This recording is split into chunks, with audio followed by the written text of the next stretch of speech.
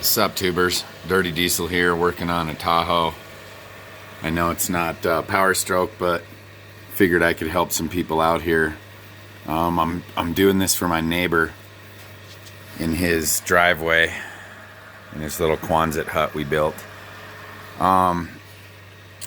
So I'm really glad I waited to do this video till after I was done, because there was, I guess I'd say, quite a few things that needed to be addressed as you're putting it back together, doing it in a certain order. So let me start off with the teardown. This is for the rear main seal. Obviously, you know, you got to get the transmission apart to do that. So let me get under here and lay down for a second. Okay, so the first thing I did was take out the drive shafts. Those are 11s. And I used a wrench and a socket that got it off just fine. So put your vehicle in neutral. That'll take all the tension off of the transmission before you park it and unplug the battery. So park it, unplug the battery, or wait, sorry. Park it, put it in neutral, then undo your battery, and then you could start. Get the drive shafts out.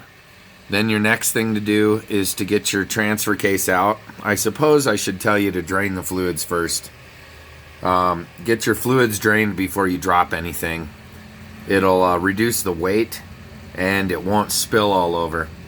So once you get your fluids drained, you can unhook everything off of the T-case. There's about 4 or 5 plugs and one breather line. It's real heavy, actually, much heavier than you would think. Getting it back up in there was harder than I thought, and getting it down, I didn't drain it and it poured all over the place. So once you get that down, it's not really all that easy. There's like 6 bolts going around the back side of the tranny there, I believe, 5 or 6. And once you get that down, I don't recommend pulling them apart together. So once you get that down, you gotta kind of go back and then down and then like that. So because there's these cross members here. Once you get that down, you can start to unhook the tranny lines and everything. There's a plug on this side. Let me just crawl under here. These plugs here, they're hidden up underneath the, let's see. They're hidden, but it's the shifter plugs here. My phone ain't even zooming doing anything proper. So they're right up here. It's hidden in the dark here. I don't have my flashlight, but you need to use a heat gun on them. There's some glue.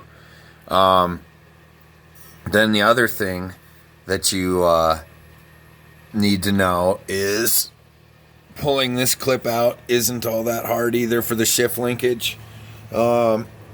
These lines are the hardest.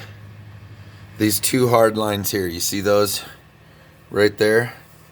They go in, and actually I've seen people take them out by undoing the it looks like a bolt or a nut or whatever threading, and you don't have to do that. There's like C-clips and they snap in there, and that's part of going back together, what I want to talk to you about.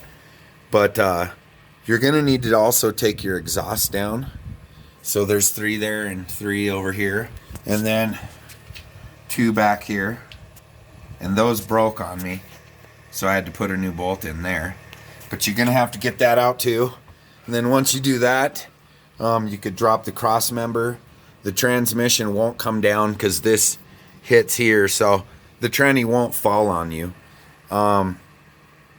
The other thing was this here, and I got to tighten this. I remembered there's like 3 things I got to tighten.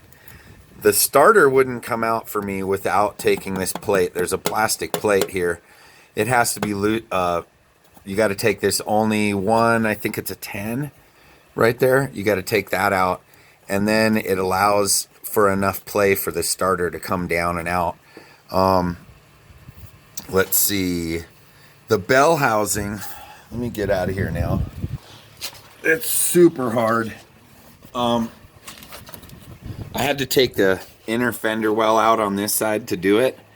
Basically, it was easier to access the starter bolts here. And the other thing was the shield here. This heat shield has to come out. There's one here and one there, and then one up further that you have to be laying underneath the truck to do. And that's how you get to the top back bell housing bolt. It's way back up in there. You basically have to hug the transmission underneath it. You got to be down there underneath it and hug it and stick your arm up and around the top of the bell housing to get to that top bolt. And it's, I would say, next to impossible. And if you don't see a video telling you how to do it, it is impossible. But those lines have to be out. You see them 2 lines. You have to get them lines out or else your arm won't fit. This has to be out or else your arm won't fit. And basically, once you get the transmission out, the rear main is real easy. You just take off the back plate, and you're gonna have to chisel. There's 2 seals. There's the seal that goes around the crank, and there's the seal that there's like this cover plate that goes over it, and that was really hard and dry and crispy. You're gonna have to clean that off the back of the engine, put in the new rear main seal, and put that back on. That's actually the easy part.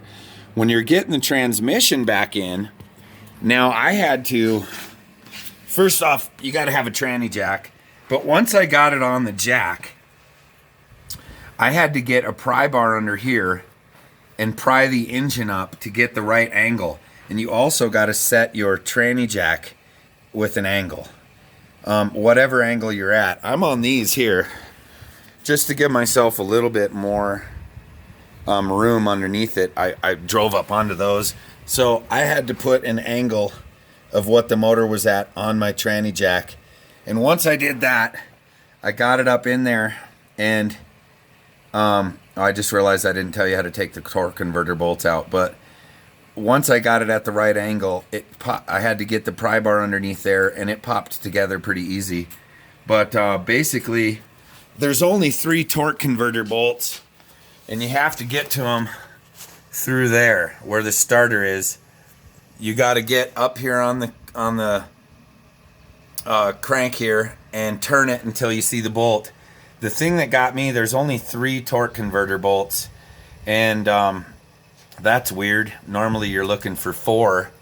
So now once you get that tranny back in there, you could get the torque converter bolts in. Obviously you got to put your flex plate back on too before you do that. But the hard part about it was, don't put the bottom bell housing bolts on until you get that top one on. It's so tight in here that those bottom bell housing bolts will impede your arm from getting back up in there. So when you get the tranny back in, you have to do the top bolt first. And then also, you know, those lines were really hard to get the clip back in. I was thinking before you put the tranny back up in, maybe you could get those lines clipped back in. But I'm trying to think now if that gets in the way of everything.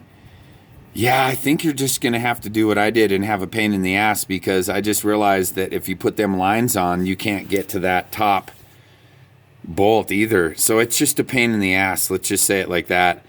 I had a really hard time because my arms are kind of thick. My forearms are real big, getting these C-clips back into these 2 lines here on the tranny. Don't put this back on. Don't put the exhaust back on until you've got those lines in, because I had to remove the exhaust to get enough room to do that. And once you get the exhaust, or once you get them lines back in, you could get the exhaust on. It's basically a little easier to put back together than it is to tear apart. I'll say that much.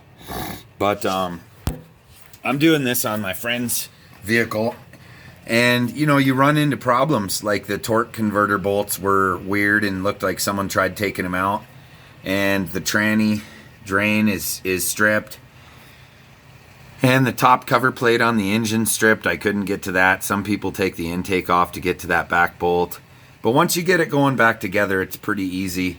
Just just go backwards in the step that you took it apart. And now I'm on filling fluid today, and we're gonna get this thing out of here.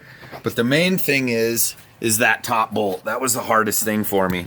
So you have to remove that heat shield and basically get way up in there, man. It's not. I take this fender has to come out as far as I know. Maybe not if you're real good, but I liked taking it out to get to the starter. What else? It also let a lot of light in too. I'm trying to think of anything else. Oh, the dipstick is actually really easy. When you,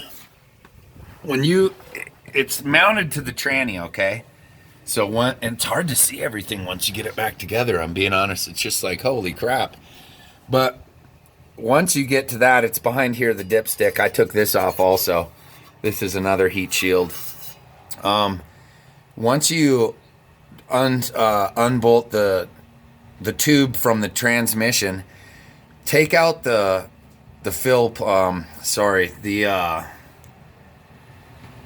take out the rod for it, you know, to check the levels, the dipstick, because it'll hit. And then once you do that, you just push it up and it pulls down. You don't pull it up through, and it's real easy to get back in too. So don't worry about that. But I think I've hit all the major points that I need to hit that'll help you. You're going to need a wobble socket, and you're going to need really long extensions for getting some of these out here. I used like 3 extensions, but a universal joint socket too. So, all right, dude, I think I hit everything. If you got any questions, put it in the